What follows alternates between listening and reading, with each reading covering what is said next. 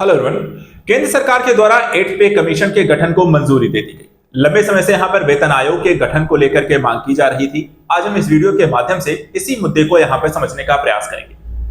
7th पे commission की सिफारिशें 31 दिसंबर 2025 को समाप्त हो जाएंगी और 1 जनवरी 2026 को 8वें वेतन आयोग के द्वारा दी गई सिफारिशें लागू हो जाएंगी, जिसका फायदा यहां पर केंद्रीय कर्मचारियों और पेंशन भोगियों को होगा।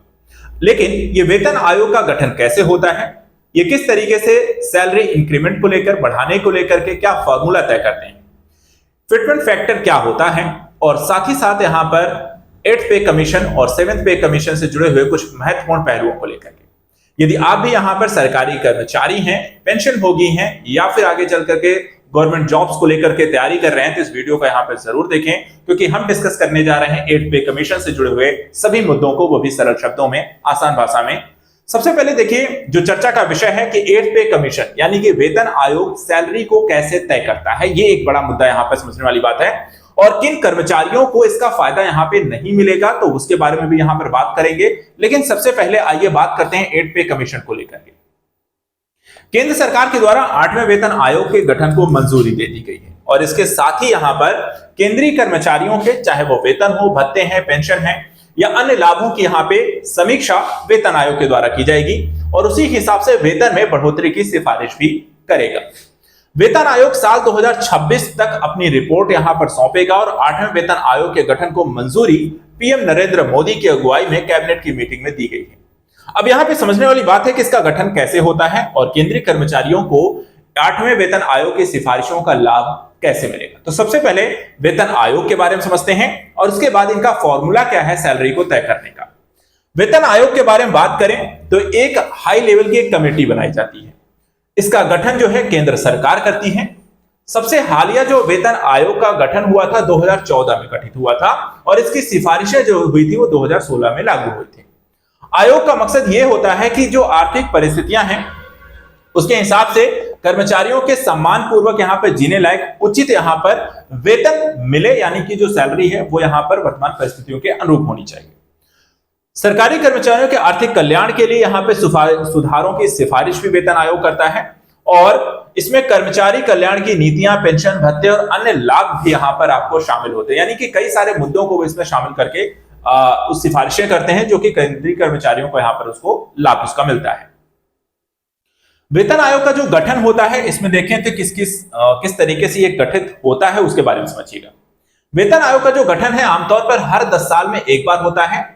यह जरूरी बंदिश लेकिन नहीं है, सरकार चाहे तो आगे पीछे भी कर सकती है। सरकार आर्थिक पहलुओं को ध्यान में रखकर इसका गठन हर 10 साल या उससे पहले या उससे बाद भी यहां पर कर सकती है। वेतन का गठन जो है जरूरत के मुताबिक किसी भी सरकार के कार्यकाल में किया जा सकता है। इसका प्रमुख कोई न्यायाधीश या अन्य उच्च पदस्थ अधिकारी हो सकता है।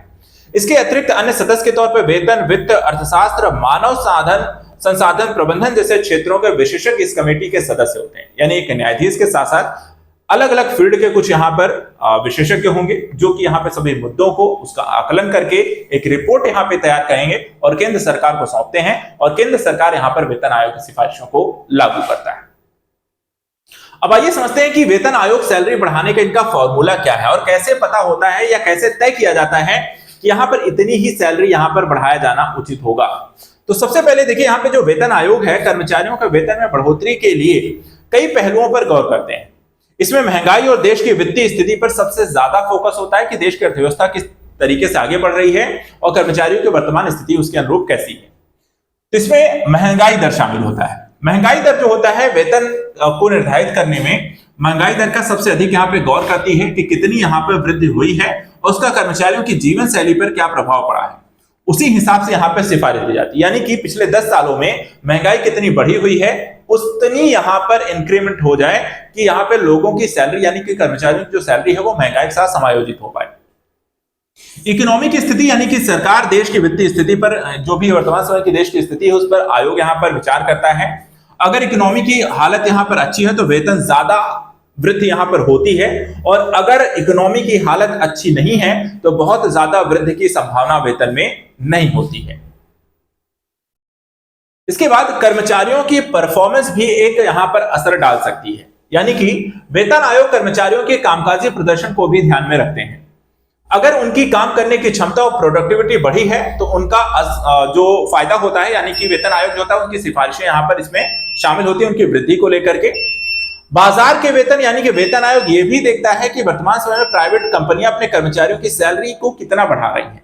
इससे प्राइवेट कर्मचारियों के लिए प्रतिस्पर्धी वेतन तय करने में भी यहां पर मदद मिलती है, ताकि जो एक प्रतिस्पर्धा है public versus private partnership, private कंपनियों को लेकर के, तो वहां पर लोग अच्छे और युवा और खासकर यहाँ पे कर्मचारी जो हैं वो गवर्नमेंट जॉब्स की तरफ आए। सैलरी के कारण ऐसा ना हो कि वो प्राइवेट सेक्टर की तरफ जाए, तो प्रतिभाशाली उनको को केंद्र सरकार या हम कह सकते हैं सरकारी जॉब्स की ओर आकर्षित करना।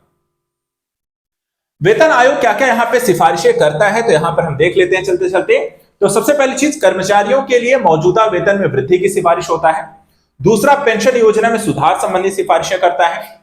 भत्तों जैसे कि किफायती आवास, परिवहन भत्ता, चिकित्सा भत्ते इत्यादि को लेकर के वृद्धि संबंधी सिफारिशें होती हैं। कामकाजी परिस्थितियों में सुधार करने को लेकर के भी वेतन आयोग सिफारिशें अपनी करता है। नए कर्मचारियों के भर्ती प्रक्रिया, वेतन संरचना में सुधार और कर्मचारियों के लिए ट्रेनिंग प्रोग्राम की सिफारिशें भी वेतन आयोग की सिफारिशों में शामिल होती है। ये सारी सिफारिशें 8th पे कमीशन की सिफारिशों में देखी जा सकती हैं और आगे चल करके जो यहाँ पर 8th पे कमीशन की सिफारिशें आएंगी उसके माध्यम से तय होगा कि सैलरी यहाँ पर कितनी बढ़ने वाली है। नेक्स्ट वीडियो में यहाँ पर हम फिटमेंट फैक्टर के बारे में बात करेंगे कि आखिर क्या है ये फिटमेंट फैक्टर और किस तरीके से यहाँ पे ये लागू होता है, इस बार ये कितना लग सकता है और इससे कितनी सैलरी यहाँ पर बढ़ेगी। आज के इस सत्र में इतना ही। Thank you so much and good luck.